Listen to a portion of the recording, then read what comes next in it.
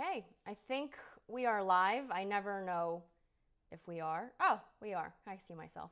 Hello, everyone, and welcome to another edition of Thanks. It is Wednesday, March 1st. Let's make some content.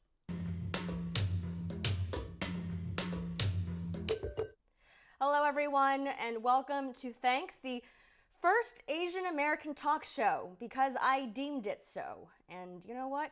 Tons of people are out there claiming all kinds of things, so why not? Here I am. This is our third season, second season of Going Live.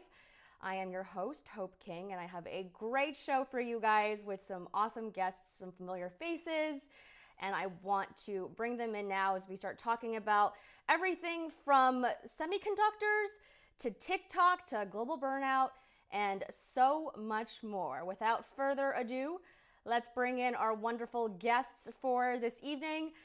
Some of you may have seen Sophia on here before because she's a friend of mine and a friend of the show. Sophia is currently in Taiwan, and we thank her very much for taking time out of her morning in Taiwan to be with us today. She is currently at The Telegraph. She's an international correspondent, and she was based in Beijing, previously in Hong Kong. Who knows where she will be off to next? And in her fun section of her bio, she calls herself someone who likes to tickle different keyboards, including the piano and, of course, writing. And then we have Lynn, who is a former journalist, and she has been a great friend of mine since we connected on her podcast, Rock the Boat. She has worked on a presidential campaign since then, and she's currently in Hawaii, not for vacation, but because she is working on war games, I kid you not, as she is currently a portfolio analyst at the Department of Defense, which is really cool. But maybe the most exotic place tonight is probably where Haruko is, which is the mystical place of Brooklyn, New York. And I say that with a lot of love because I still cannot find my way around Brooklyn at all. But Haruko is an awesome artist. She specializes in computer graphic artists, art to be specific, and she is a creative director based in Brooklyn. She has over a decade of experience in branding, in advertising, and photography, but right now she focuses entirely on 3D visuals from brands like the New York Times and Panera to really cool music groups like 88 Rising and a bunch of companies like Kim Kardashian's brands that you may have heard of, and we're going to talk all about that. I met Haruko recently at a party and was just really amazed by what she's doing, and so I wanted to bring her on the show to talk about what she's working on. So guys, thank you for being here again. Thanks for talking. Okay, so Sophia has to run to meet a very important source, so we have to make sure that we get in as much as we can, but I wanted to go through the topics that we were talking about earlier through text messages and Google Docs. So I wanted to start off talking about Women's History Month, but then I know a lot is happening sort of in Taiwan and geopolitically between the US and China. But, you know, I wanted to get to some fun stuff first. So what do you guys want to start with? Do you want to start with the fun stuff or do you want to start with the serious stuff? I say fun stuff. Serious stuff. Who said, wait, raise your hand if you said fun stuff. I said fun stuff. Just Sophia. But Sophia has to leave early, so she's done serious stuff. And then do the fun stuff. Yeah. But anyway, we can do the fun stuff first. You want to do the fun stuff first? Well, she has to leave early.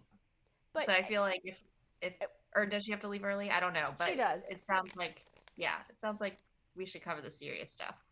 Okay, let's cover the fun stuff. Not to be contrarian. Okay. No, I ask only because I do want to get to a lot of this, but I think, you know, when I was talking to Sophia about when she was available, and she's got a lot on her plate right now, you know, she reminded me that March was Women's History Month and next week is International Women's Day. So I think it would be fun to just start off by talking about Women's History Month here in the U.S., which was set up to commemorate all the accomplishments and achievements of women in America, committing to kind of educating ourselves about their contributions and really celebrating ourselves. And one of the things that Haruko had messaged me separately about was, just who she saw growing up as sort of her hero.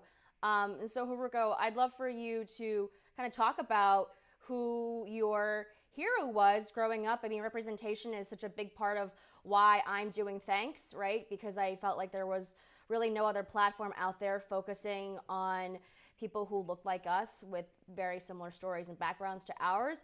So tell us about who you had in mind when you were thinking about the person that had an impact on you growing up.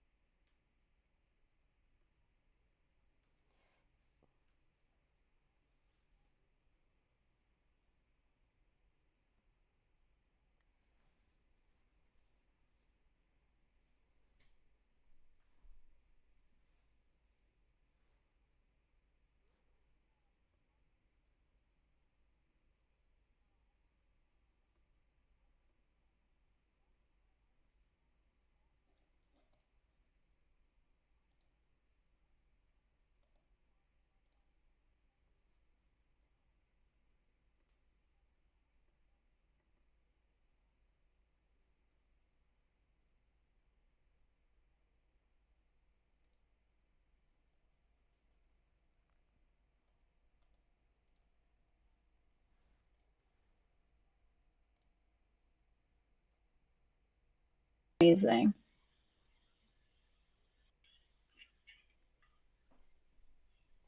Haruko, can you hear me? Yes, I can hear you. Hang on. I can't hear her now after we did that. Oh I no. think I have to turn. Do I have to do this? Haruko, Hello. we were having a little problem with your audio in the live stream. Okay, can you hear me I now? can hear you now. Can you hear her now? Okay. I was troubleshooting in the background. I'm sorry. Okay, we can hear you now. I am. Do you mind going back through some of the history of Jeanette's remarkable Yeah. career again while we have you now with actual audio? Please, I'm sorry. Let's start over. Yes, of Okay, course. Haruko, we've got your hero up here on the screen, the Black Widow, who is this legend. So tell us again, and I'm sorry with the audio issues that we had, what it was about her career that made it so powerful for you. Yeah, so I saw her one day on ESPN playing pool, and she's just this like really stunning, and she just exudes power, and she's playing pool, which is a male-dominated sport, and she's absolutely dominating, and she's slaying, and she wears all black and wears heels and leather and has just this like, like really strong kind of like concentration kind of expression like you can see in the photo there. And I was so inspired by her. She started playing pool when she was 18 and became so obsessed with it that she ranked as one of the number one pool players in the late 90s, and she's done all sorts of things with her career, like, being top of the WPBA, which is the Women Professional Billboard Association, and winning like all sorts of awards and really just slaying in the game. And I had never seen anybody like her before in my life, let alone like a really strong Asian woman of Asian descent on television, and I just remember telling myself, oh, like this is what I want to be when I grow up. Like I want to like give off like that kind of vibe that she has. So I was just thinking about that recently, and I was like, you know what? She had such a huge impact on me because everything, this sort of like energy that she has, is everything that I try and I've worked to sort of embody and try and like be more like. So I really just wanted to give like a major shout out to her for just being really strong representation for all of us. I love that. Was there something specifically that she portrayed in well, she was in this documentary film about her own life, obviously, but I just, even when you were watching her, was there something that she did in a behavior that you tried to emulate to be just as badass? Well, she was very just like she's poised. She's very poised, she's serious, and you can tell that she's mastered sort of the sport in her game. And I wanted to be like that when I was younger. Like I just wanted to be really good at some sort of skill and just like, you know, be like masterful. And I think that's really what I got from her and what I channeled. I love that. Um, I actually remember watching her on MTV, I think it was. It was like a pretty cool, I think, experience to your point, because up until that point, I think maybe Sushin Park too, around the same time, right? Like they were the only two sort of women in pop culture of Asian descent that I can remember, aside from obviously Lisa Ling and Connie Chung, who were two people that I was incredibly inspired by. No surprise there. And I think one of the things, though, that I've been thinking about a lot is, in trying to like figure out, who it is that I wanted to emulate. Like, there's this one picture of Lisa Ling in Afghanistan. This picture of her reporting that she did. That when I watched it as a kid, I was like, "This is it." Like this picture is so like iconic for me. And I don't know if everybody else remembers this, but she was 18 years old when she was in Afghanistan. And I think what was really inspiring was that not only was she, obviously Asian, but she was young. And I don't think that there were many women who really had everything that she had, but also, at that age. And I was recently, making my vision board, and I had her picture up. I had Connie Chung's photo up. But then I realized something about putting their faces, on this board. Actually, it gave me like this extra pressure, right, to feel like I needed to do more. And so I took them down, and I put up pictures of my friends, and I put up pictures of things that I had done as a reminder that, like we are doing it in our own way, right? But I was putting so much pressure on myself to be like, these are the greats. Like, where are you in relation to them? That made me feel really inadequate. So I don't know if you ever felt that way, Haruka. I mean, maybe you didn't aspire to be a pool shark, but I do wonder if that ever also gave you a sense of pressure, to kind of figure out like how much more you felt like you had to accomplish or do to see yourself in the same way that you saw the Black Widow.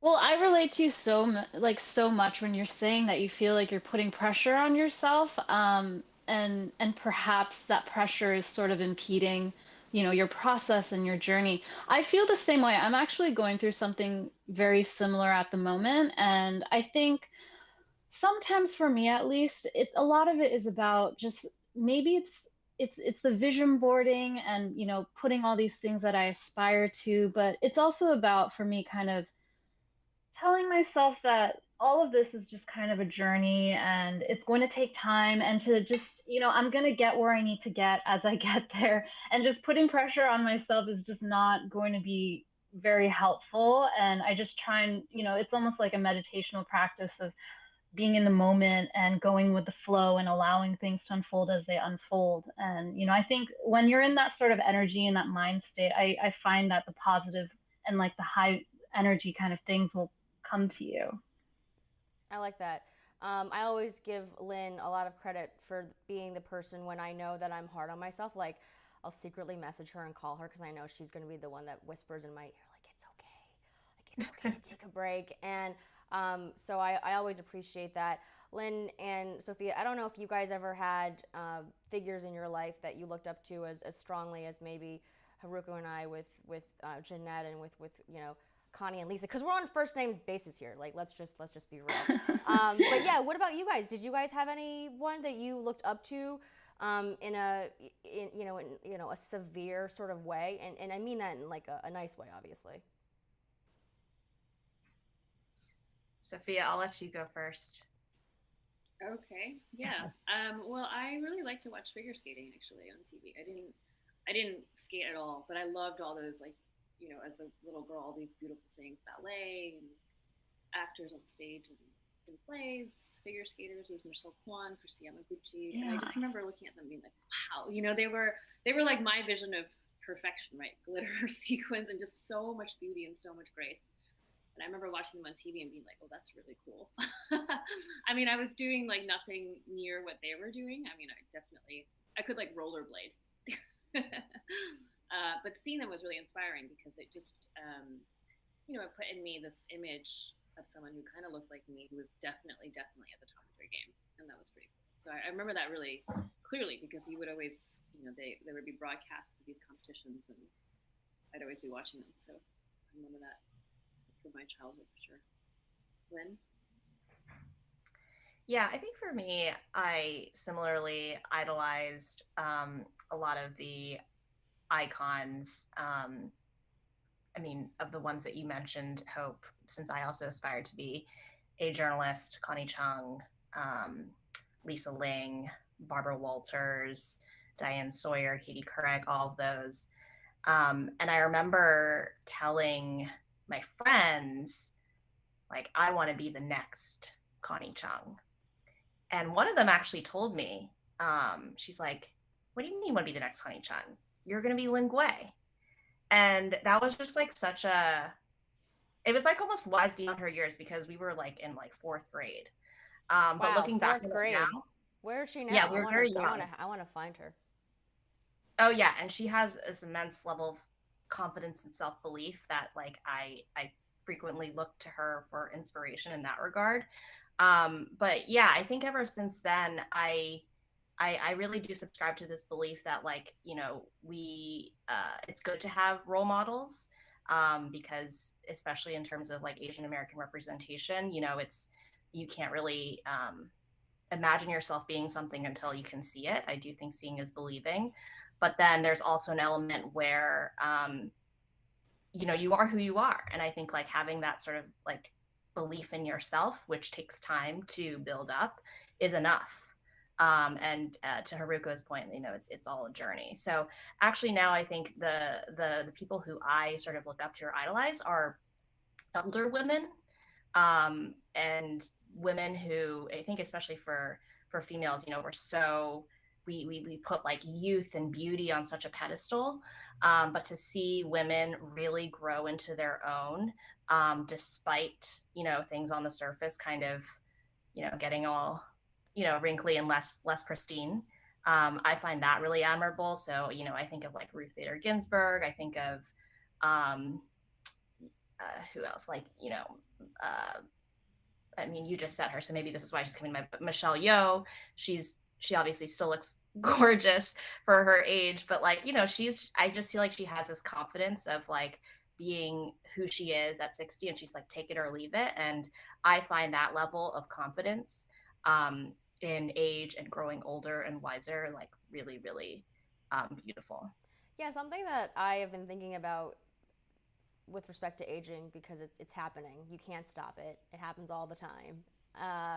Is how nice it is for someone like Michelle in some ways, right? It is awful that she had to wait 30, 40 years to become recognized. And in some ways, and I was actually earlier today, before the show, I was at the taping of the Colbert Show, where tonight she is one of his guests, and she said during the interview that she could not have done this role, Everything Everywhere All at Once, where she plays Evelyn, had she not gone through her entire life and played all the other roles before Evelyn. And I think that makes sense if you've seen the movie. It's a multifaceted character, but it does remind me, and you, Lynn, as well, just reminded me that one of the goals that I've recently put on my list is to just get better with age. Where the best years like are ahead of me, or there is so much more that I can do, because I think there was also a lot of pressure, and I mentioned this with Lisa Ling. She went to Afghanistan when she was 17, 18. It's like, if you're not doing things when you're young, or at least we were told at some point in our lives, if you don't accomplish all of these things, whether it's winning awards or starring in Oscar-winning movies, that you are a prodigy, right, as a kid, and you're so precocious and ahead of your time, which again is a lot of pressure. There's strict time constraints, but if you think about like how much longer we're all living, I know, Lynn, you think about this all the time too, like, wouldn't it be nice to give ourselves that gift of knowing that we have the time, instead of rushing? I mean, that's something that I definitely have been thinking about, and it's given me the ability to like take a breath, because I feel like I've been go for the past 10 years with this new career, and just, if you burn out, you can't keep going, and so you have to preserve your energy, honestly, if you really want to ultimately succeed. Yeah, I love what you're saying about this because I've actually been thinking about really the exact Oh, same Haruko, thing. sorry, were you you're saying something, and Oh I'm no. not hearing you again for some reason. Sorry, hang on a second. I'm almost wondering if it's my earbuds. All right, I think I hear you now. You were going to say something. Go right ahead. Yeah, like I'm just saying, I was gonna say that, what you're saying resonates with me so much. I've been thinking so much about this lately. I've had this past year, there's been a lot of changes for me. I've had to really think about, who do I want to be and how do I want to live my life? Like I'm almost in my mid 30s. Like, are kids going to be a thing for me? All of these sorts of things. And I think through the year of reflecting, I really just want to live like a rich life. I really want to be engaged in my career. I really want to be doing things that I enjoy and that I'm inspired by. I want to create, like, build my career and my business, but also focus on sort of my personal art. So, like, what you're saying really resonates with me. And, especially women like Michelle Yeoh, I so look up to her because, with all of these things that she's done with her career, I kind of want to do the same thing. I want to be working, I want to be producing for long time throughout my career and be able to look back and just like be really proud of all of these things that I've produced. So yeah. Good. I'm glad we're on the same page about that, because and women tend to live longer anyway. So we have a lot more to go. And I think this is a perfect moment to transition to something that I want to start doing more often with anyone who's on this show, which is to ask you guys, what are you celebrating about yourself today, this week, this month? I want us to practice promoting ourselves. So, who wants to go first? I'll go. Yeah, go for I'm it. celebrating. Yeah, I'm celebrating my health. I feel like we spend so much time thinking about how we look physically. There's still so much in 2023 of like what women should look like, what your makeup should be like, what your clothes should be like, how your body should be. And I've been training. I'm training for a race. I'm going to run the longest race I've ever run at the end of March, which is 29K, which is almost 18 miles. I've only ever run a half marathon, never a full. I got really injured trying to train for a full marathon, in my early 20s. So I never tried again. I've only ever run a couple of half marathons. And so it's been really intense, all this training, but I've been trying to balance it. And every day I just wake up being really grateful that my body still lets me do everything I want it to do. I feel very healthy. In some ways, I feel more fit and healthier than I ever have, which is really interesting because obviously your body's not the same in your 30s as it is in your 20s. But yesterday I managed to run, I think, my best time ever for a 6 mile run, which was at a pace of 8:46 a mile, which Wow. is for me Woo! completely Woo! bananas. Congrats. Yeah, right. I just like felt the energy, went out, like just kind of like one of my base runs for the week to train. And I was just like flying, and it was like very steady. You know, the pace was strong and steady, and I just remember finishing and being like, that was awesome. Yes. You know, like I was like, I didn't feel like I was too tired, and I didn't feel like I couldn't finish, and I was just like flying. I felt like I was flying. I mean, probably to most people, I was like not flying, but for me, that was incredible. Like I never ever thought that I would be able to run a time like that for a mile, let alone 6 in a row. You know, like when I was in school in the States in elementary school, I guess we all had to do that presidential fitness test, right? And one of the tests is to run a mile, and you get timed for a mile. And I was always the slowest, always, always, always, always the Me slowest. too. So yeah, you know, I'm not sure how that happened, but it's happened. So I'm really grateful that my energy levels are good, that my you know, that I'm fit enough to do that, to go on a hike, to go for a long run, to go for a walk, to go for a bike ride. You know, I love being outdoors. So lately, I've just been really celebrating the fact that like I can still do all those things. Well, we're celebrating you. I love that so much. And me, I was that kid too who was the slowest. And they would, I think gym class would end before I would finish the mile. I would only run 3/4 of the mile, and I was dead last. And I was absolutely failing. It's funny because when we were talking about this on the show last month, Lynn decided to call her body a container.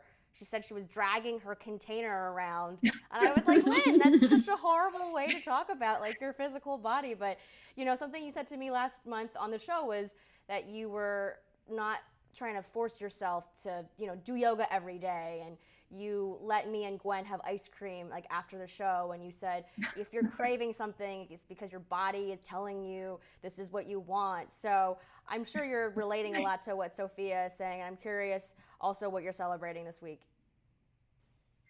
Yeah, I was actually rethinking that analogy after I said it.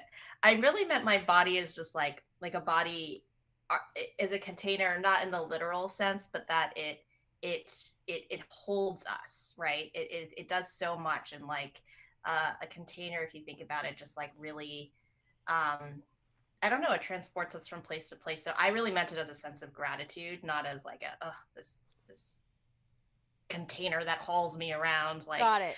you know, not in a derogatory way. But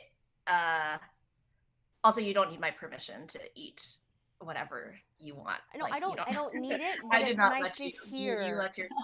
But you know what I mean? Like sometimes, you know, no one like ever needs it. But you know, you call people to get the answer that you want. You ask for, you know who you're asking because you're gonna get what Well, you. next one I'll surprise you, Hope, and say no, you can't. Oh dear, it. yeah, okay. Well, now you got me there. Yeah. I'm trying to find a link to Sophia's stories. But so what are you celebrating this week or this month, Lynn? Yeah. I am celebrating, well, I guess just this week, this is top of mind for me, and maybe relevant to the fact that it's, you know, Women's Month, or National Women's Day coming up. But being in a space right now where I am a minority, and I haven't necessarily, you know, been in this type of position of discomfort, intense discomfort, where I just this week at this wargaming simulation I was at, I was literally in a sea of like older white men, and it actually was pretty scary and uncomfortable, especially because I'm new to this space. I didn't really know what I was doing or talking about, so I think one of the things that I'm just more and more confronting is just like facing my fears, and again pushing myself to be outside of my comfort zone. So I think what I'm grateful for is just the courage, and the opportunity to be in this this space, and reminding myself that, you know, we all have something to contribute, no matter where we find ourselves in. And yeah, instead of kind of like shirking away in fear when I'm in these sort of uncomfortable situations, really trying to, I don't want to say push myself, but allow myself, see all of it as like a gift to contribute and bring my opinion into the fold and not feel like I'm being judged or, you know, shunned for being a minority in these spaces. So yeah, that's what I'm grateful for. It's just these really kind of like uncomfortable uh, opportunities to shine light on difference, as you know, awkward as they can be. Yeah, this goes into one of our other segments, which is something that I'm trying to coin this idea. Well, I don't think I can do it because I think other people have said it, but just to talk about it regularly, which is what are we unlearning? I think the process of unlearning is almost primary to picking up new habits because some of those old habits are so ingrained in us culturally and what have you that in and of itself is like a separate kind of work when you are trying to grow. So we'll get to that in a little bit. But Haruko, what are you celebrating right now at this moment? I'm also celebrating pushing myself outside of my comfort zone. I've taken on the most projects this month and into the next that I have ever taken on. So I am trying to build a small team to help me out and to help get the creative done. I really have never done this as an individual. I've only done this with the protection of having a job with an agency. So, you know, if it all goes to shit, like it's not really my problem, but now everything is my responsibility, you know, and so I'm just celebrating the fact that I'm doing something that makes me very uncomfortable, but I'm working with brands that I all really love and I all really believe in. And yeah, I'm just celebrating the fact that I'm trying to figure this out because I know it's going to make me better with, you know, everything that comes throughout this whole year. I love that. I mean, I think a theme too between what you and Lynn said is really being comfortable with being uncomfortable. And I think about this a lot as we've gone through 3 years of incredible discomfort and just how much my familiarity with chaos and being uncomfortable has helped me weather the emotional storm that has been the past 3 years. Whereas I see other people who maybe, for sure, have not gone through the same kinds of tribulations and when you look back on that, when I look back on that, I'm almost grateful that I was able not that I got through all the things that I've gone through to put me in a better position to weather the past 3 years. So it's almost it's a mixed blessing, right? I mean, it sucked going through all those things as a kid, and I'm sure many of you have those experiences, but it also, through just perseverance, you learn so much about yourself, and then you really gain confidence when shit does come up and you know that you can handle it, which is really something that sets me, I think, apart, and maybe for you guys too, when it comes to challenges like the pandemic. I don't know. That's something that I've been thinking about a lot is how all of those past trials and tribulations have been a grooming of sorts. Sophia, I want to get to your story real quick. Go ahead. I just want to. I think that's the part that's great about getting older. We were talking about aging before, and like this, Lynn was talking about this sense of like okayness with yourself and this self-confidence. I think that comes with age, right? As you go through things, as you overcome challenges, as you figure out and learn that yes, in fact, you can navigate all these things. Like it's one thing to know and believe that you can do it and try it, but once you actually go through it, it feels very different, I think. And I think the more of those experiences you have under your belt, which comes with time, with age, with years, then the more settled in many ways you are with yourself. So I think that's kind of the beauty of getting older, aside from the wrinkle part. Still trying to get used to that part. It's like every other day I'm like, that wasn't there yesterday. That was definitely not there yesterday. Or if the light is at a different angle, I'm like, hold up. I know. It is freaky when you it is freaky when you see that. And I know something that's helped you, Sophia, is having gone through the yoga instructor program and becoming now a teacher yourself, that you have not only learned to accept your own body in a certain way, but you have learned to accept others and their differences in a totally different way. And that's something that you taught me over the summer. So I think about that a lot. And if you wanted to expand upon it for Lynn and Haruko who don't know what I'm talking about, feel free. But that's just something that I think is so wonderful about you, is that in learning about yoga and how to teach it, that you learn so much about accepting other people and accepting yourself. Yeah, it's been a really interesting journey. I started yoga actually because I was so injured from running. That injury I talked about earlier when I was training, I was probably 23 or 24 when I was trying to train for a full marathon, and just kind of overdid it and really hurt myself. My doctor said, don't run. And I was like, crap, what am I going to do now? And he's like, try yoga. And I remember going to these classes and being like, what is this boring stretching thing? I don't get the runner's high. I don't feel the excitement, the energy. Like I was so like, I just wasn't listening to my doctor basically. And I would do a week or two off of yoga and some rest and then go running again and my injury would come back.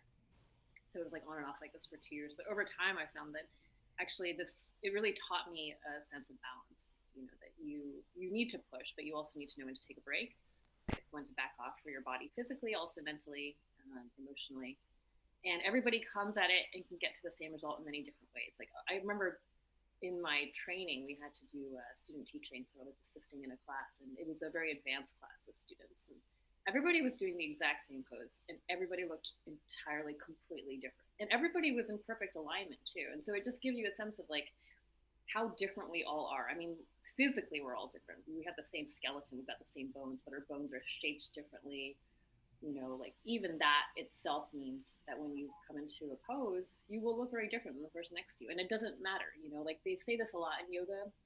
I say it too, just because you can't touch your toes doesn't mean you're not getting the same stretch. And that's totally true. You can apply that to life too. Like, I use this example a lot. If you have a brother and your brother dies, kind of objectively speaking, it's pretty awful that somebody died, let alone somebody's brother.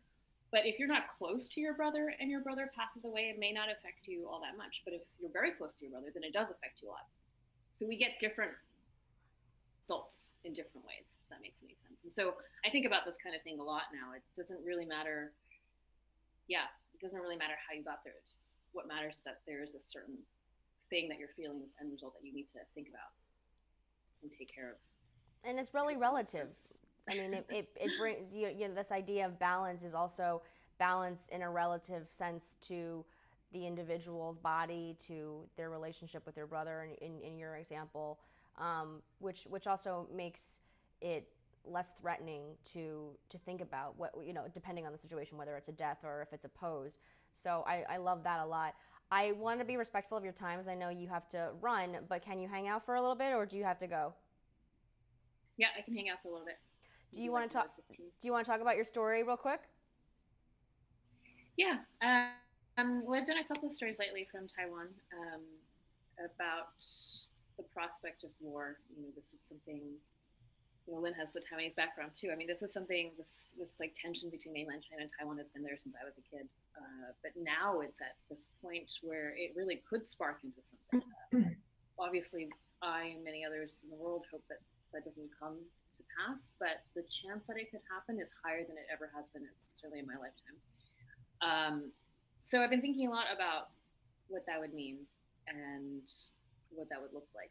For me, it's well. Let's just back up just real quick, because if for people who are not fully caught up, that there are escalating tensions between the U.S. and China. Taiwan is a big part of the tensions. You're in Taiwan now. You've been covering other aspects of geopolitical relations, and I have your story up from the Telegraph that you've written recently. But where do things stand between the U.S. and China, and Taiwan's specific role in being, or just really being caught up in the middle? What is the current state of the tensions from your perspective? I would characterize them as pretty high. China has, under Xi Jinping, taken a much more authoritarian turn over the last 10 years. He talks a lot about this idea of the great rejuvenation of the Chinese nation, and one of those pillars in his big, lofty words is to be able to, as he says, reunify with Taiwan. This is something that the Communist Party has talked about a lot. And this is, I mean, Taiwan before used to talk about it in these terms too, but over the years, obviously, these two countries have developed in a very different way. Taiwan is now open and free and democratic. China still isn't. And so the idea that China wants to take over Taiwan means that people would completely change. And it would go backwards. I mean, Taiwan did for many years live under a very harsh martial law. It was a one party military dictatorship. And so if this were to come to pass, life here would be so different. And it's just developed in a way that China hasn't. So this is why the U.S. is interested and invested. It wants to keep Taiwan the way it is, right? This is in so many ways like a proxy for this competition between East and West, or the authoritarian versus non-authoritarian world. And so a lot of Taiwanese are looking to Ukraine because they see it as an example of what could come to pass, that their sovereignty is completely stamped all over, that they're not taken seriously. One of the things that you wrote in this recent story about the U.S. to more than quadruple troops in Taiwan, from the defense minister in Taiwan, this really stuck out to me. We prepare for war, we do not seek it, but if the other side continues to push, we must rise to the occasion. And in some ways, just acting as if they are prepared might be enough to deter any action. Do you see that being the case, as it being enough? I think we have enough on our minds these days. I don't think that I want to think about war as another thing that we need to worry about. So how serious is the threat? This is a question that most people can't possibly answer. I mean, it really rests on the decision-making capability of Xi Jinping. And there's a big debate on what would be a deterrent. I mean, is building up and preparing a deterrent, or is it actually kind of poking the bear, right? Who knows? I mean, we are not in the minds of Putin. We're not in the minds of Xi. Very few people are, if any. So the only thing you can do really is to prepare. But there is a big discussion as to whether or not that would actually add fuel to the fire versus trying to calm things down. Only one way to find out. But of course, you never want to be caught out unprepared. I mean, if something really were to happen, the Taiwanese military needs to be prepared. And the US, other countries in the region, the Japanese, the Koreans, I mean, they also need to be thinking about, and they are already thinking about, in what ways they could deter a growing China. I mean, this goes beyond just a military might question. There's also the issue of politics, the economy. How do you deal with this country that's your neighbor, that's become so big, so powerful, and so indispensable to the global economy, to global geopolitics? On the idea of the economy being a big question mark because of globalization, a lot of supply chains and our livelihoods are all tied up in some ways to the growth of China and what they do inside their country, and also how they export to other countries. Lynn, I know you've been following a story in some ways related to this, speaking just about Taiwan's crucial role in the global economy. There's a CHIPS Act that the Biden administration has recently put into place, which here in the U.S. is centered around bringing manufacturing back, especially chip manufacturing. But one thing that I do like about this act, and you can talk to us about it, is that it ties in family planning and care, offering workers more affordable care to get people to kind of take these jobs. And I'm talking about all these things at once because there is fear globally that if there were to erupt, if tensions were to erupt into major conflict, and if Taiwan is caught up in the middle, they are one of the largest manufacturers of computer chips that go into everything, and it would really bungle a lot of the we just went through the pandemic where supply chains were clogged up, and so to go through that again would be incredibly detrimental to the economy. And so now the U.S. is continuing with what President Trump had put together and trying to bring manufacturing back, these plans to try to bring manufacturing back. And I'm wondering, A, how feasible you think it is, Lynn, from your perspective, and then if you do see, this direct tie to the escalating tensions where Taiwan is now caught in the middle. Yeah, I mean, how long do you have? I think these are all really tough questions. I just wanted to actually briefly circle back to what Sophia was talking about, too, about how none of us can really be in Xi Jinping's head, and what the U.S. has to do in order to calculate the risk of certain actions and trying to determine like what is a deterrent and what isn't a deterrent. Like that's all pretty nebulous, and it's all a guess game. And I think even just like in my line of work now, like we're all speculating. So I think like everything that I say here, all the things that we discuss here should all be taken with some level of there should be caveats with everything, because nothing really can be known for certain. But I think as it relates to the CHIPS Act specifically and its geopolitical implications, to your question about how effective the CHIPS Act will be in, I guess, was it what specifically to build up resilient supply chains? Was that your question? Yeah, I mean, it's going to take a while. It's not going to be overnight. You need the workers. The money might flow, but these factories take time to build, and supply chains take years to disentangle.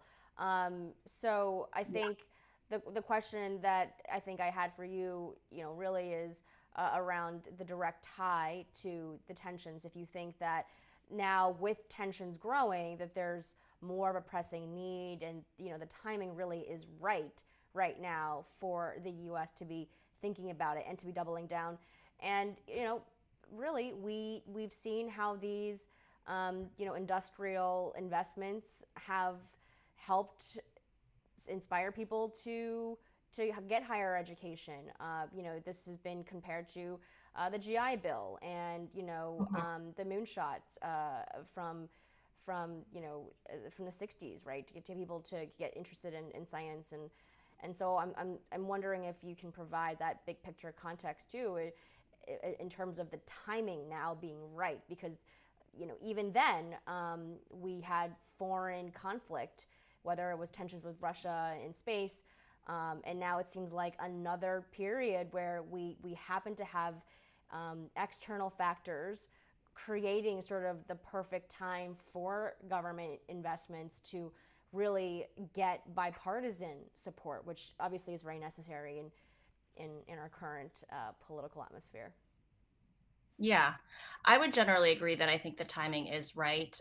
Some would maybe even argue that the timing was too late, that we should have been working on investing in reshoring semiconductors much earlier. Unfortunately, COVID happened, and so that was kind of a reminder that our supply chain is vulnerable. So I think like the CHIPS Act probably serves a couple of different goals. And it aligns up with the timing too. One was, to protect the semiconductor supply chain against future pandemics, future, shocks that come from abroad. And like you said, it goes to show just how globalized and entangled the semiconductor supply chain is, and it's something that we all rely on for anyone living or relying on technology. I think there's also, because of the tension between China and the U.S., and semiconductors being such a key component to demonstrating economic competitiveness, there's, being able to dominate in this industry is really kind of crucial to boosting that international economic competitiveness. So that's kind of the second part. And then another part is, the geopolitical concern that, if Taiwan were to be taken, Taiwan manufactures like more than 80% of the world's semiconductors. So if China realistically took over Taiwan, and we were cut off from their supply, we would all be screwed. So that's just like a reality that we have to face. And so that, I think the timing of that is crucial. Um, it, it remains to be seen how effective it's going to be. And I think the story that I wanted to share was actually the story in the Times that kind of looked at how the Biden administration is piling on a lot of its other domestic policy objectives into this one big CHIPS Act. They're adding in or requiring chip manufacturers who get funding through the CHIPS Act to also provide affordable childcare and like pay union wages. And those are all good things, I'd say, on balance. But I think there is a concern that it's sort of derailing the whole purpose of this legislation, which is really to build up American competitiveness in semiconductor industry. And that if we continue to kind of like make all these demands of companies, they're not going to be profitable, or they aren't going to be able to. They're just going to be have more regulations, and they're going to be hindered from actually being able to accelerate production and outpace China. So if that's the ultimate goal. So I think there are competing goals and tensions within the CHIPS Act. Ultimately, though, like I think my personal take is that you're working with some of the most profitable companies in the world, Intel, TSMC, and to ask them to,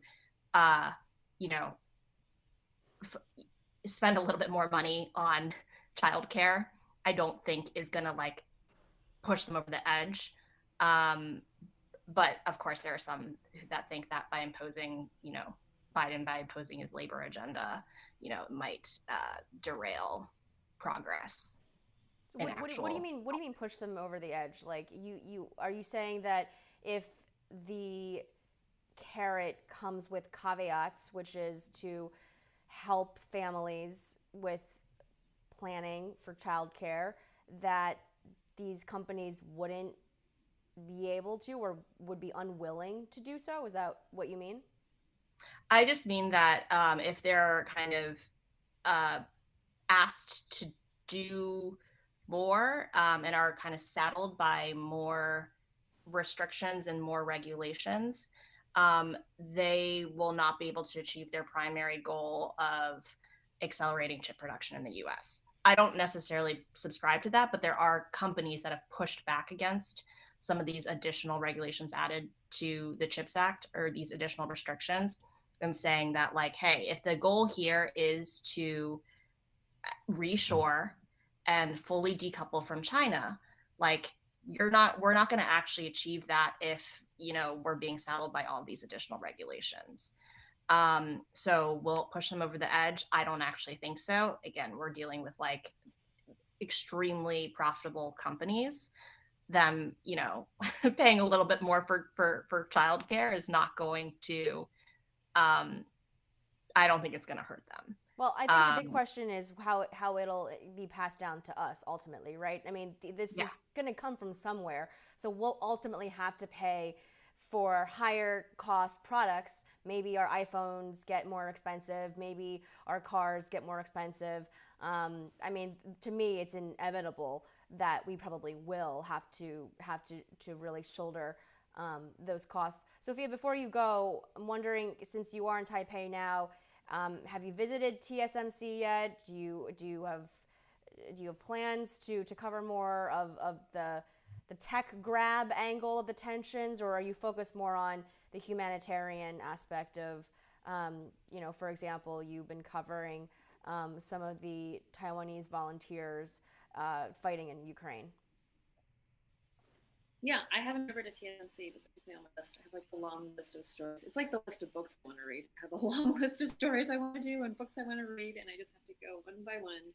And somehow that list goes like it gets longer than I can actually like move through, you know. But yeah, I mean, Lynn's right. This is a huge part of things that policymakers have to think about. I mean, this is the kind of thing that like consumers are somewhat aware of, but maybe don't quite realize until it means that they can't get the device that they want to buy, you know, and hopefully we never get to that point. But this is all the kinds of things that must happen on the front end from different governments thinking about how to prepare for a worst case scenario. I mean, certainly not a job that I would want to do. I mean, my job as a journalist is to say like there's a problem. My job isn't to fix it. I hear you, but sometimes we have. But, I think you know, we have. Yeah, I think we can provide some perspectives. But sorry, continue. But anyway, yeah. I guess long story short, to sum it up, yeah, definitely Sammy's on my list of stories to try to figure out how to explain better. You know, it can get really in the weeds trying to explain supply chain issues to a sort of general audience. Not saying that they can't understand it, but it's like very technical stuff, right? Like, how does that apply, and what does that mean for you today? Well, how do you get that across to the journalist? I think that's one of the biggest challenges that we face, right? Dealing with difficult, complex subjects and trying to make it clear as to what's at stake. Yeah. I mean, I agree. I think if you tell people you're not going to get iPhones, it's pretty clear how it's going to impact their life. And this is actually a full circle conversation back to how Haruko and I met and why I was so interested in telling her story is because a lot of what she does has been really prompted by supply chain issues that really prevented companies from being able to manufacture products. And as we're wrapping up for this show, for this episode, I just want to go back to the beginning of our conversation to bring it full circle and to just share a little bit of her work, because I know that she was talking about it earlier. But you know, this is a brand, for example, this tequila brand on the right. Haruko, you had been approached by them in many ways because it's part of like product launches, but it's also, you know, when you have companies come to you because they can't manufacture for supply chain reasons, you know, you're the go-to gal. Yeah, so I mean, the Casamalca project in particular was so interesting. It's run by, a friend of mine whose older brother did some NFT fundraising, and they want to start a tequila brand, and they need to get some, investment, some VC money, and before they can even begin producing something like this, it is so expensive to produce spirits, to produce tequila. Tequila needs to come from a very specific place to be called tequila. Um, so they had approached me and they just said, we have an idea and we want to create this bottle. Like, these are some of our sketches. This thing doesn't exist. Can you bring this to life for us so that we can get these in front of the right people?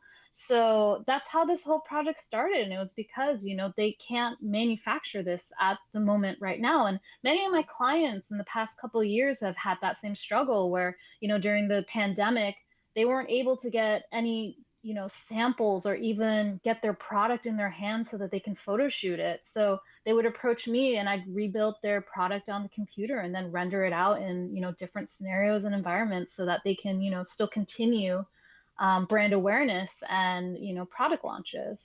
Yep. And I think what's fascinating is that just tying it back to other things you've talked about, right? We know that by being flexible and having our eye on our own ability to harness the lessons we've learned through aging, we're able to kind of grow. And one thing that I always like to end the show on is just, and we talked a little bit about this already, but what are you guys grateful for at the moment, and what are you trying to unlearn from, past advice maybe given to you, or things that was very important at some point to guide you but now no longer serves you?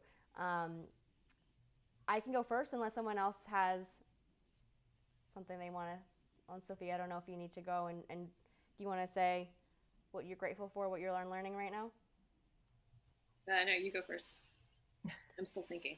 Yeah, well, one of the things that I think I've been trying to process on my own in my unlearning process is I think I talked about this last time. So Lynn, keep me honest if I'm repeating myself.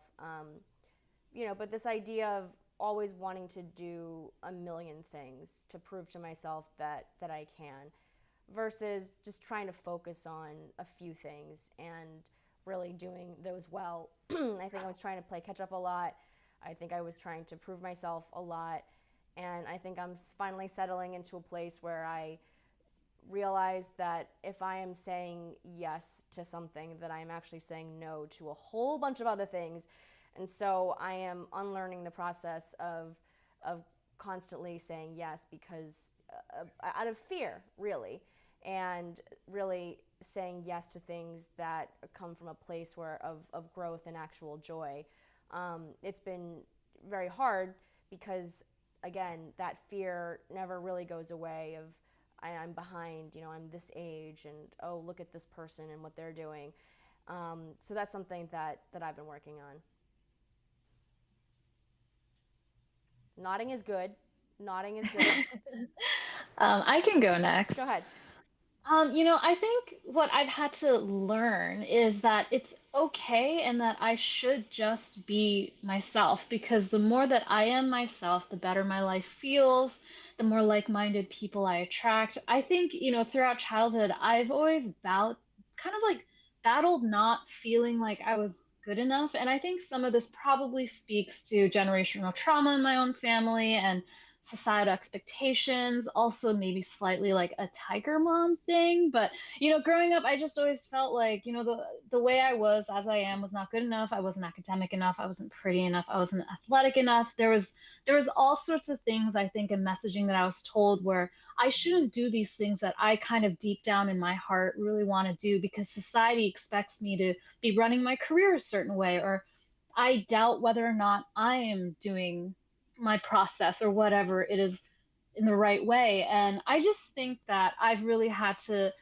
unlearn this and just kind of unlearn not feeling like I could be myself. And in the process, I've been able to find a lot more joy in my life. And I've been really able to tap into better things in my personal life as well as for my own career. And, I think we spoke quite a bit about this earlier about aging, and with age comes that wisdom and experience. And I think after I, turned 30, I started caring a lot less what people think, and it's been great. Like, yeah. I know. Imagine where we're going to be when we're 60, right? Yeah. Or 100. We could live to be a lot older with there you go. the way medicine. True. Yeah. Sophia, you ready, or should we go to Lynn? This is I think the hardest question. I don't know that I have anything all that poignant to say right now. I guess one thing that I've changed my views on, and it took a long time, was to not look to. This is pretty similar, I think, to what Haruka was saying, but just not looking to the outside for validation. I don't need someone else to tell me that I'm good. I don't need someone else to tell me that I'm cool. I don't need that. I can find that in myself, but that takes a long time to get to that point. I guess sort of a funny anecdote, not totally related to that, but this is sort of more like baby Sophia learning about the world. But when I was really young, I used to think all old people lived in Taiwan, so my parents moved from Taiwan to the U.S. and I was born and raised in the U.S. My entire extended family is in Taiwan, so it's really nice to see them now. But that just meant when we had phone calls or visits, everybody I met in Taiwan was really, well, to me, really old. So I just had this vision that everyone at a certain point in life would be all shipped off to Taiwan. So I used to sit there wondering at what age do I send my parents to Taiwan? I was what age is appropriate to be old enough to go to Taiwan, to live there. So I guess, I don't know, in some way I had to sort of unlearn that about the world and realize that actually it's just, that was my corner of the world. It wasn't the entire world's corner, you know what I mean? It was not the reality for everyone. And I remember, I'm not really quite sure when I realized that was the case, but I do remember being oh, not every old person lives in Taiwan. I love that. I mean, Anyway. we can have silly things that we unlearn. Like, I didn't learn the lyrics to Sarah McLachlan's song. What is that song that they play with the sad puppy videos? Um, ugh. Anyway, for the longest time, I thought the lyrics were something that they were not, and it was embarrassing. So thank you for the levity, Sophia. Um, Lynn, do you have something So that you've been mine, thinking about? yeah, mine is similar to yours, Hope, actually. And I think yours is actually the same from what you had last time. Darn it. Oh, Maybe okay. slightly different, but it just goes to show that this is an important lesson for you to Sorry, learn I'm gonna to. hop off. No Sorry. worries. Bye, Sorry, Sophia. I can't trip. Hi, Hop off. Sophia. Love you. Love you Girl. too. Bye. um, but it just means this is an important lesson for you to unlearn to stop overcommitting, and learning to say no. But mine is similar. I think I am learning to like I'm unlearning that things have to be difficult, or that things that there's sorry, I'm not saying this well, that it's okay if things are easy. I think there's always a desire for me to add more things to my plate or complicate things if things are going smoothly, which I am still trying to dissect. But I realize that like I'm actually not very good with just sitting still and just letting things, like if something is going well, I start to wonder what's wrong. And I tend to just like add more things to the mix because I can't just like not do anything. And so I'm starting to learn that it's okay, that if things are easy, if anything, like maybe that's a sign that things are going well. And that leads into what I'm grateful for right now, at least, is my life I find to be generally smooth.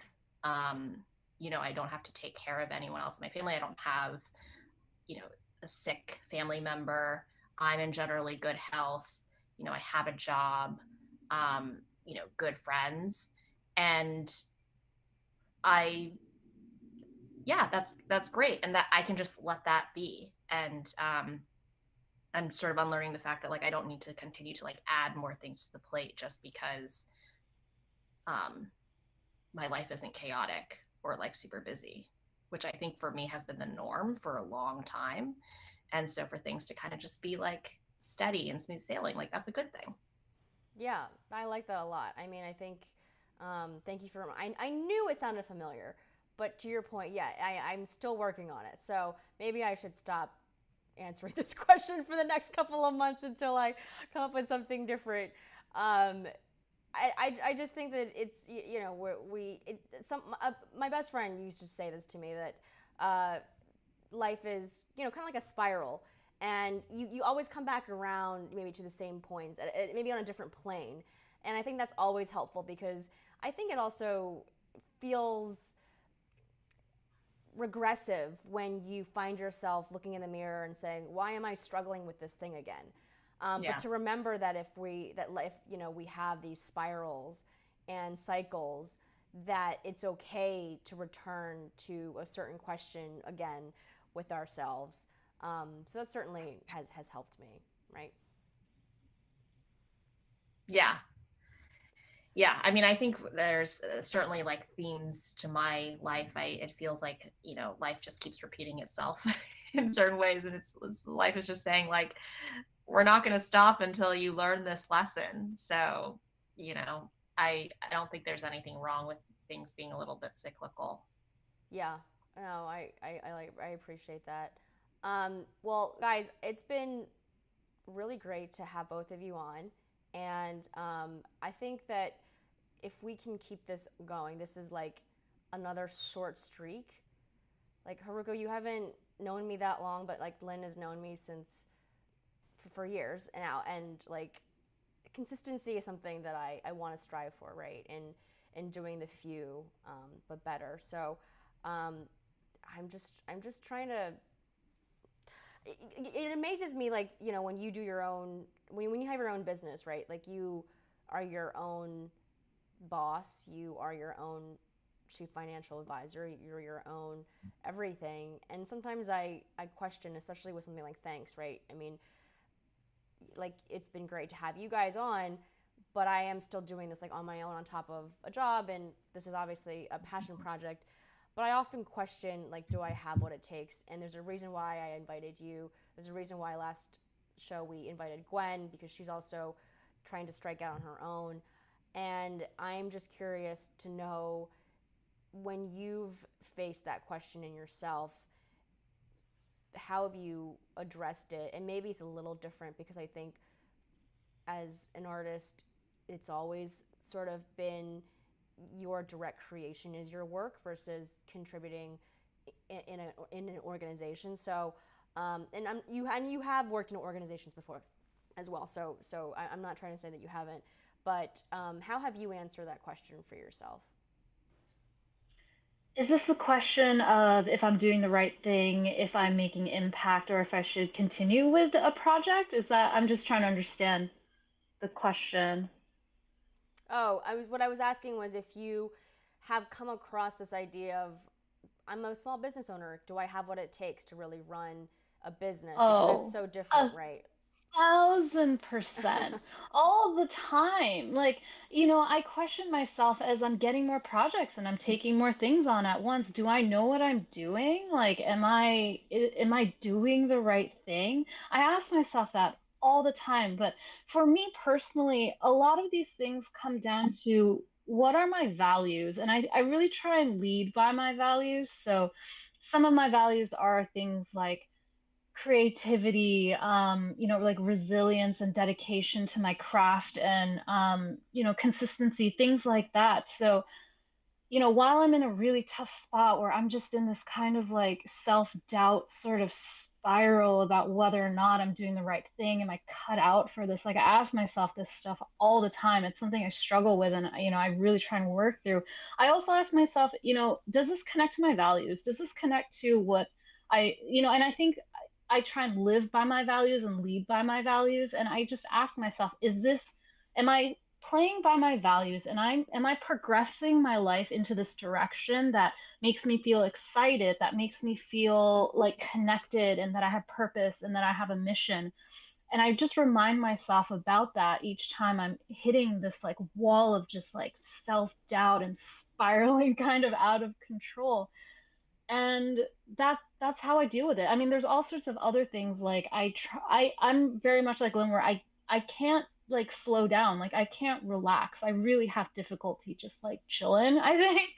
But I tell myself, try and relax and go back to it. These values and this sort of like calling of a career that I'm in, like, I know it's the right thing, and it's just going to be hard, but I just need to sort of like figure out how to move through it. And it's difficult. I don't know if this is like the best answer. It's difficult to sort of like figure this stuff out, but I just remind myself like what I want to stand for, what I want to live for, and whether or not these things I'm doing are aligning me to it. And if they are, then they are valid and they are productive, and I have to do the hard thing in order to figure out what to do next. There's the only way is kind of through. So that's really how I deal with all the self-doubt, all the imposter syndrome, and all of that. Yeah, I mean, I think what I love what you said is the idea that you are so deeply connected to your values, and that you won't really stand for anything less, because I think that's where people can lose themselves. And one of my favorite pieces of advice that I've received from somebody is this quote. The great question now and forever is, what do you stand for, and what is the price you're willing to pay to stand there? And I think whenever I get lost, like, this is the thing that I go back to constantly, because you have to be. You can really do anything you want in this world. Like, you can commit all kinds of terrible acts of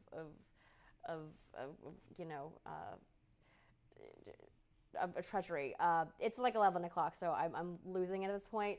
And so I like it's just so ironic that I want to do this show to do like a talk show, and I can't talk because the day. But anyway, getting off track. Yeah, no, if you can live with the consequences and you can afford the price, then maybe you can do it. Maybe that's how you answer the question. So that's something I think about that really, I think, helps ground me, if that makes sense. Am I making sense at this point?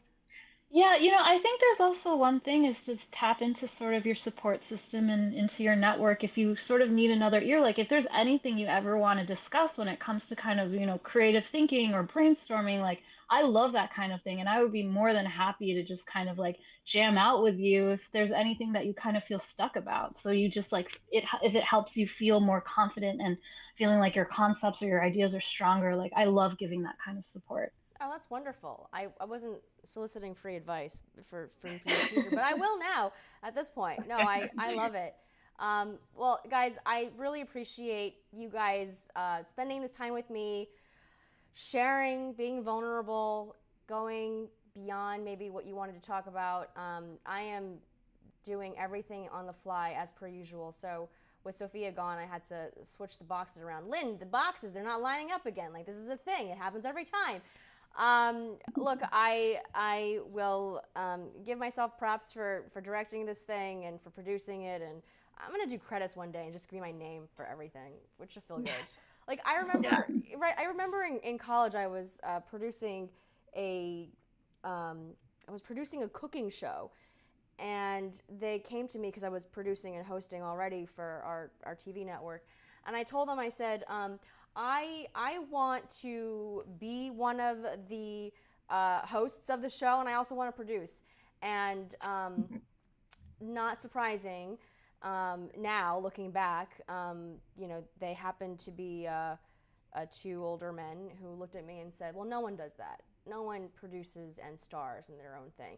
And if you look at every show out there right now, whether it's like Issa Rae's show, Insecure, or even my guilty pleasure now is Carnival Row on Amazon Prime with Orlando Bloom. It's like a fantasy show. Anyway, like they are starring in it and they're the EPs. So I don't know what they were talking about, but we're making it happen. You guys are helping to make it happen. I really, really appreciate it, and I hope to see you guys again really soon. Yeah, Thanks, thank you. Thank you guys. You rock, and you totally should put the credits as you and Ryan, because it's both of you. Yes, I'm getting the rap signal from him, which is never a good sign. But thank you guys so much. It was great to see all of you. Have a good night, and we'll see you soon. Thanks, guys. Have a good night. Bye.